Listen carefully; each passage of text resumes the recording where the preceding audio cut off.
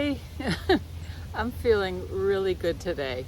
Now that I've let go of 2 weeks of anger, frustration, grief over my cancer diagnoses, and I was Googling it last night, and I was thinking, why was I so angry? Why was I feeling so sad about everything? And then I read that it was just a natural kind of condition that appears to you after you have a cancer diagnosis. I was worried that they were going to be really cutting into me. I was really worried that how this was going to affect my quality of life. And for some reason, the last couple days, I felt really relieved because it's okay. I've gotten through the worst part. Now I just have to go through radiation. I'm going to be spending a month with a friend and getting healthy, exercising. For some reason, I'm just feeling totally positive now. I understand that the whole terminology around cancer ghosting, that some folks are just incapable of really kind of being there for you, and it's not really their fault. It's just part of the process. And I was in India in many times, and my husband and I spent 6 weeks at an ashram in South India, and the Swami there said, never rely on people. You'll always be disappointed. Rely on God. He will always be there for you.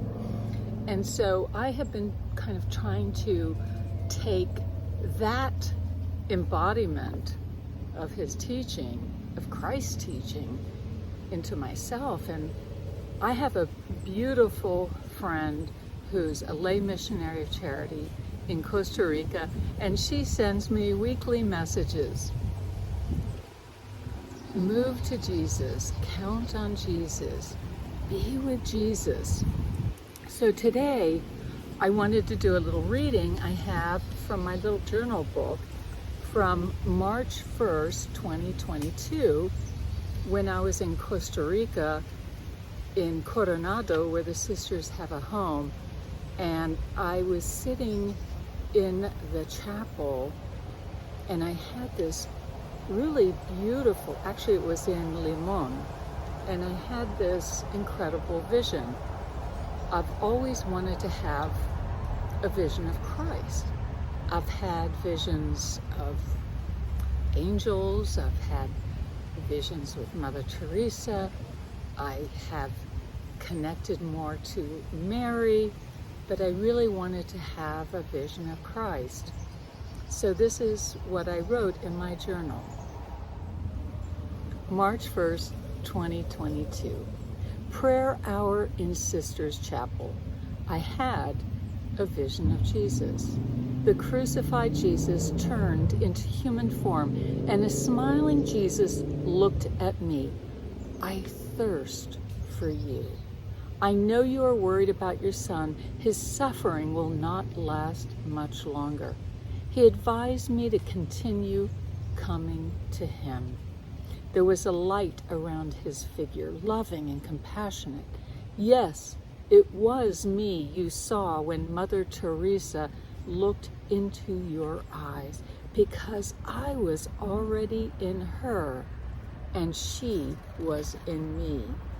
Then I saw all the suffering faces of the world within the face of Jesus.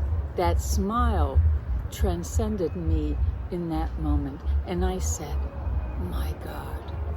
I also knew that he knew all of my imperfections. He continued to speak to me. You are a very kind person, but you have a few more lessons to learn. The vision I have craved for so long.